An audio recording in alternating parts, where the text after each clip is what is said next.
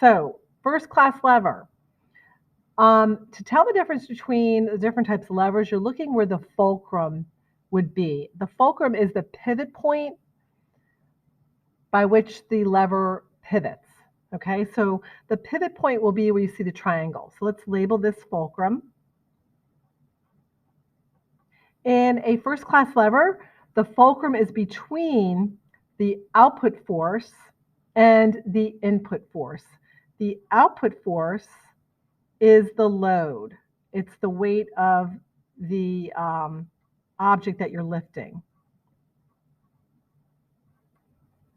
The input force is where you, the user, is putting force into the machine. It's also known as the effort force. So remember how we talked about how simple machines make work easier? Simple machines can make work easier by increasing force, increasing distance, or changing the direction of the force. So in the case of a third class lever, two things can happen. Okay, two things will happen. When I push down on this side, the weight will be moved up. So that's changing the direction of the force. So that's one way that a first class lever helps make work easier by changing direction of force.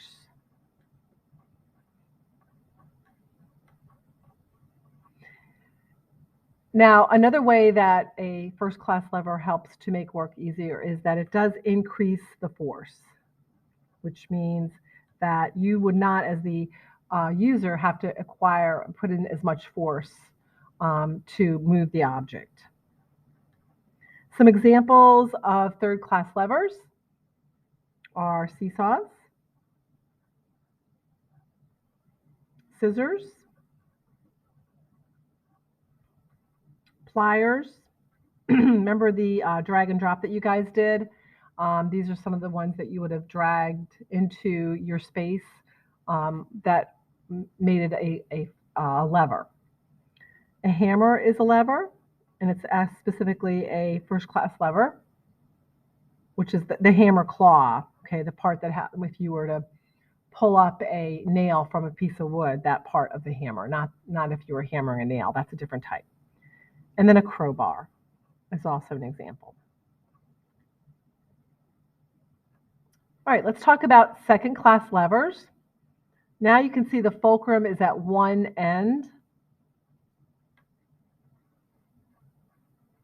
And you can see the output force is between the fulcrum and the input force. Remember, the output force is the load. It's what you're trying to move. It's the object that you're moving. And the input force is where you're putting your effort into moving the machine.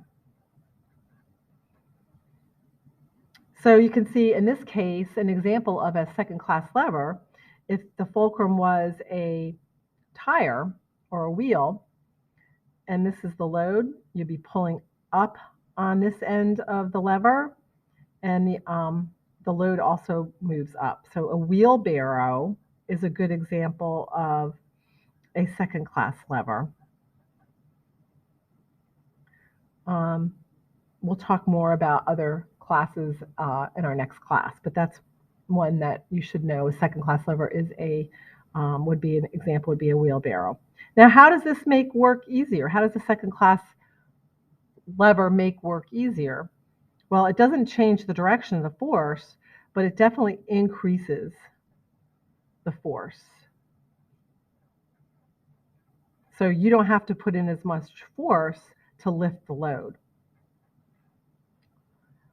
Now, a third class lever, you can see that the fulcrum is at one end,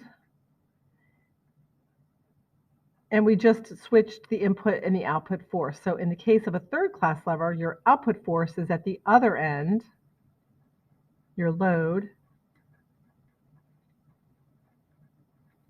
and your input force is between the fulcrum and the output force.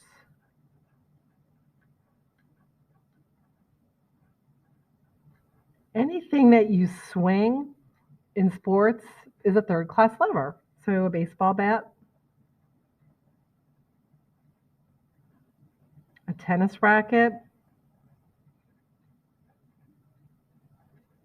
We talked about a rake being a third class lever, a broom,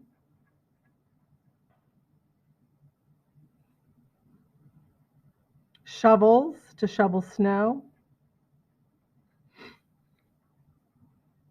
So how does a third class lever make work easier? It increases the distance.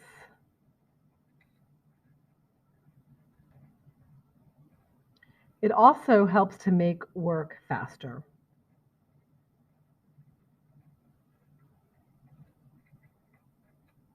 So think about using a rake to rake up leaves, right?